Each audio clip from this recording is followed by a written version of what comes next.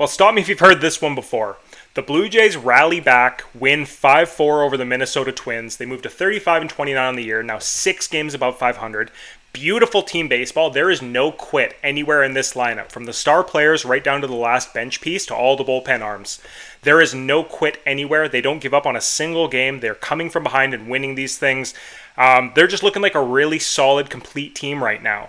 And something that might get overlooked if you didn't watch this game, if you're just glancing over the box score, is the amount of grit that Kevin Gausman showed today. He could have folded in the 4th inning. He had a really tough inning there. I don't remember how many pitches he threw, probably about 30 pitches in that inning. He got into some real trouble, and it looked like his day was probably done. But he hunkers down, gets through the inning, and not only that, but he comes out and gives you 2 more. He finishes the 5th and the 6th.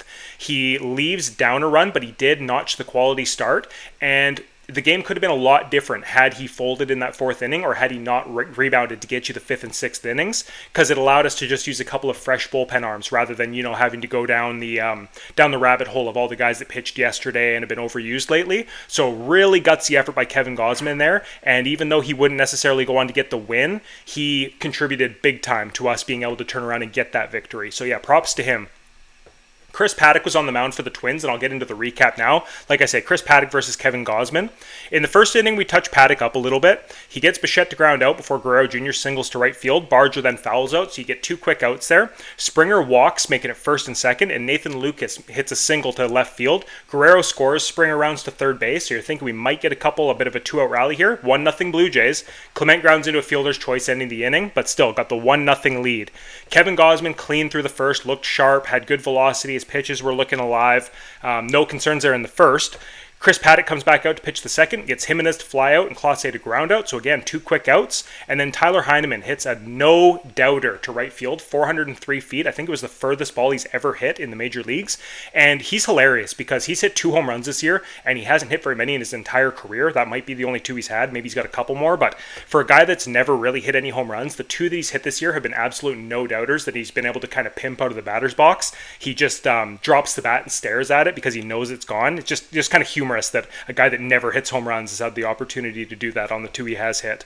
But anyways, 2-0 Blue Jays through the top of the 2nd. And again, Gausman's still cruising. He goes 3 up, 3 down in the bottom of the 2nd, looking sharp. Paddack kind of settled in as this game went along. And it wasn't until that 4th inning that I mentioned where Gausman had to really fight. Larnach grounds out to 2nd base to start the inning, and then Jeffers hits a single to left before Correa singles to left as well. So you're not thinking too much. The Jeffers hit was soft. The Correa hit was it was not that hard hit. It was a single, and then Wallner walks, and this is where it's starting to get into trouble because that was another 6-pitch at bat there to Wallner. And so he's got the bases loaded, 1 out. Then he comes inside on Ty France and hits him with 2 strikes, allowing Jeffers to score, making it 2-1 Blue Jays. And now we're getting concerned. We're getting guys up in the bullpen. We're thinking, man, Gausman might not finish this inning. He's kind of, the wheels have fallen off. And we've seen this happen a few starts ago where he went that, 40-something pitches or 50 pitches in an inning. It was kind of the same vibes going on.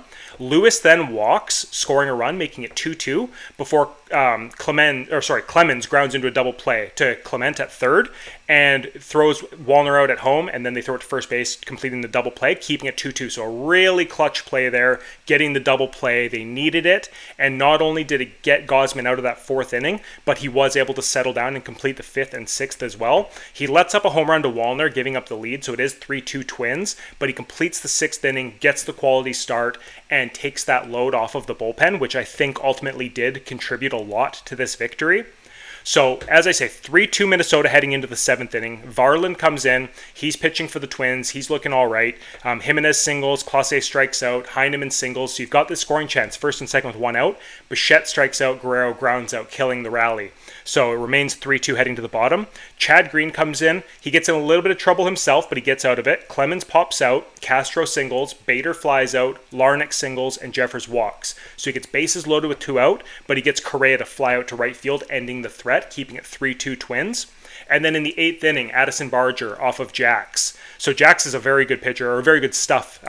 Anyways, he takes a 93-mile-an-hour cutter to left field ends up putting it down the line, gets a double off of it, and then George Springer, 376 feet to left field, he hits another one. I believe that was his 10th on the year. I'll double check the box score there.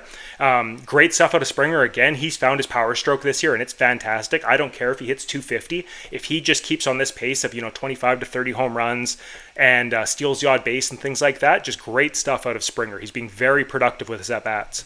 Lucas strikes out, Clement lines out, and Jimenez grounds out, ending the inning promptly after that, but we've taken the lead and we're now at 4-3.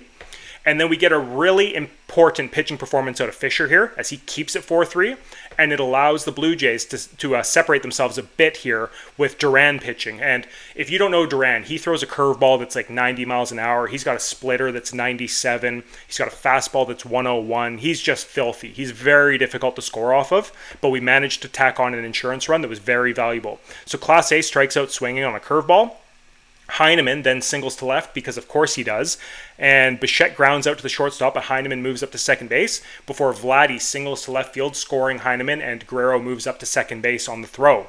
So it's now 5-3 Blue Jays, and as I said, that insurance run ended up being very important as Barger grounds out to end the inning.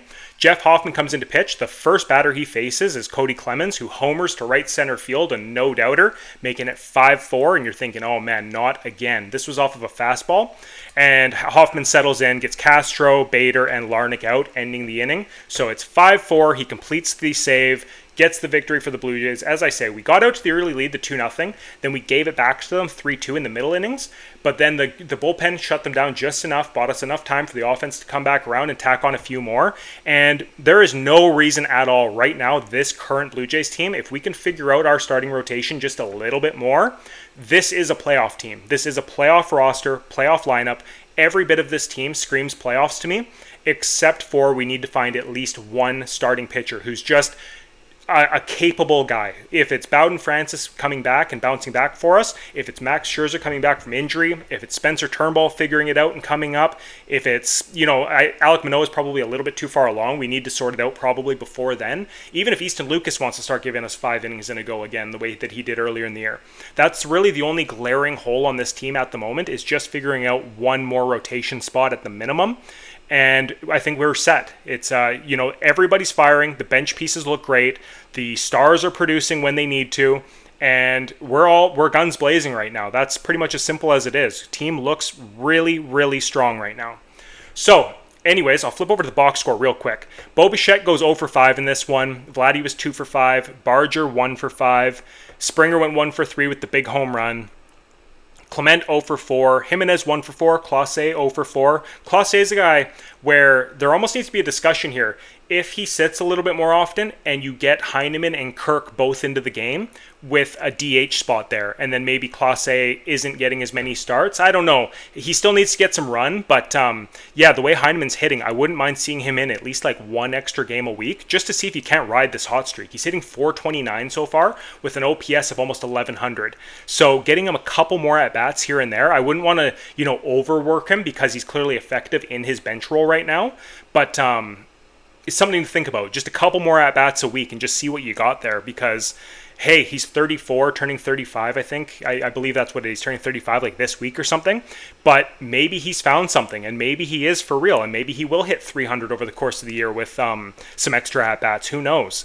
But anyways, Springer, as I said, hit his 10th home run of the year. Heineman hits his 2nd on the year. RBIs now, Springer's up to 27. Heineman has 10. Guerrero Jr. 29. Lucas 21. Great stuff. We're 3 for 9 with runners in scoring position. Left 7 on base. For the pitching side of things, Kevin Gausman, 6 innings pitched, 3 earned runs. That's a quality start. 104 pitches. Great on him. He acted like an ace today, gutting it out and getting those extra innings pitched for us. Chad Green, Fisher, and Hoffman seal the deal for us, getting 3 good innings out of the bullpen. Fantastic stuff. Really no complaints. Let me know if you watched the game. Let me know what your thoughts are. Is this team legit? What additions do we need to make, do you think? How are you feeling about it? What are the vibes out there? Let me know in the comments below, all right? We'll talk to you guys later. Have a good one.